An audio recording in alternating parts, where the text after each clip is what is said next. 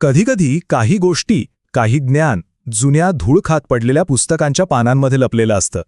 आज आपण असंच एक ऐतिहासिक रहस्य उलगडणार आहोत, जे आपल्याला भारतीय ताकदीच्या खऱ्या मुळांपर्यंत घेऊन जाईल.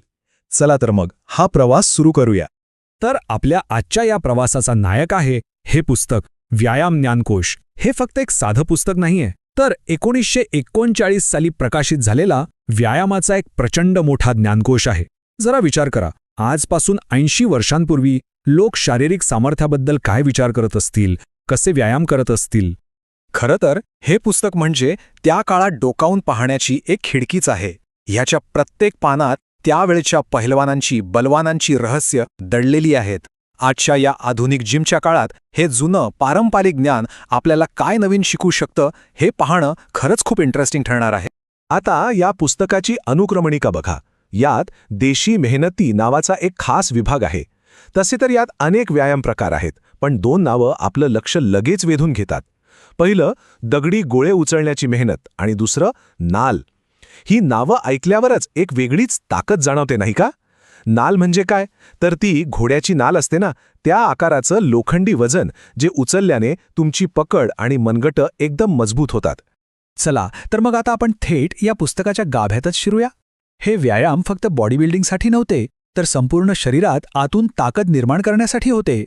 हेच ते व्यायाम आहेत ज्यांनी जुन्या काळातले महान पैलवान आणि बलवान घडवले.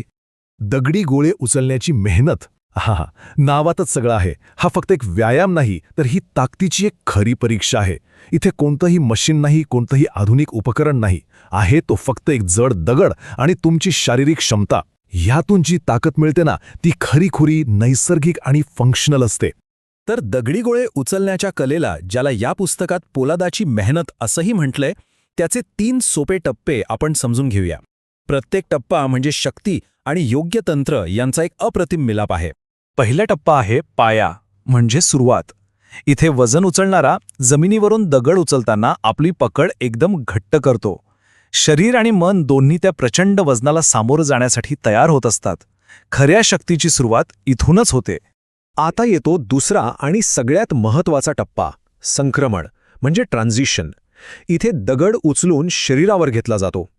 ही एक अत्यंत कुशल हालचाल आहे, कारण इथे शरीराचा तोल सांभाळत वजन वरच्या दिशेने फेकण्यासाठी तयारी केली जाते. यासाठी एकाग्रता आणि ताकद दोन्हींची कसोटी लागते. आणि हा आहे शेवटचा, विजयाचा टप्पा, शिखर. इथे पूर्ण ताकदीनिशी तो दगड डोक्यावर उचलला जातो. हा क्षण म्हणजे ताकदीच्या प्रदर्शनाचा सर्वोच्च बिंदू. ही स्थिती गाठणं म्हणजे जणू काही आपल्या शारीरिक आणि मानसिक सामर्थ्यावर विजय मिळवण्यासारखंच आहे. पण मग एक प्रश्न मनात येतोच की 1939 सालच्या या पुस्तकातलं ज्ञान आजच्या काळात इतकं महत्त्वाचं का आहे? या जुन्या पद्धती आजच्या या टेक्नॉलॉजीच्या युगात आपल्याला कशा काय उपयोगी पडू शकतात? याचं उत्तर खूपच रंजक आहे. तर आता आपण या ऐतिहासिक ज्ञानाला आधुनिक तंत्रज्ञानाशी जोडणाऱ्या एका व्यक्तीबद्दल जाणून घेणार आहोत, जे हा अमूल्य वारसा जपण्यासाठी दिवसरात्र मेहनत घेत आहेत. या प्राचीन ज्ञानाचे आधुनिक काळातले संरक्षक आहेत कल्पेश बी भालेकर, आणि त्यांचं ध्येय खरंच खूप मोठं आणि तितकंच महत्त्वाचं आहे. कल्पेश बी भालेकर हे एक शारीरिक शिक्षण शिक्षक आहेत. आणि इतकंच नाही, तर ते कराटे, योग आणि घोडेस्वारीमध्येही पारंगत आहेत. त्यांचं एक स्वप्न आहे, एक ध्येय आहे. ते म्हणजे व्यायाम ज्ञानकोशातील या ज्ञानाला आधुनिक AI म्हणजे आर्टिफिशियल इंटेलिजन्सच्या मदतीनं आजच्या नव्या पिढीपर्यंत पोहोचवणं. विचार करा, भूतकाळ आणि भविष्यकाळाला जोडणारा किती अद्भुत प्रयत्न आहे हा. हा फक्त एका जुन्या पुस्तकाला पुन्हा जिवंत करण्याचा प्रयत्न नाहीये, तर भारताच्या शारीरिक संस्कृतीच्या महान वारसाला पुन्हा एकदा शोधण्याची आणि त्याला लोकप्रिय करण्याची ही एक नवीन सुरुवात आहे. त्यांचं ध्येय या एका वाक्यात अगदी स्पष्ट दिसतं. आपला ऐतिहासिक वारसा नव्या पिढीपर्यंत पोहोचवण्याचा हा एक प्रयत्न. हे एकच वाक्य या संपूर्ण कार्याचं महत्त्व आणि त्याचा उद्देश आपल्याला सांगून जातं. तर कसा वाटला तुम्हाला या जुन्या पुस्तकातून मिळालेल्या ज्ञानाचा आणि त्याला जपण्याच्या या आधुनिक प्रयत्नाचा प्रवास? जर तुम्हाला हा प्रयत्न खरंच प्रेरणादायी वाटला असेल, तर ही माहिती जास्तीत जास्त लोकांपर्यंत पोहोचवा आणि या ज्ञान यात्रेत आमच्यासोबत सामील व्हा. धन्यवाद.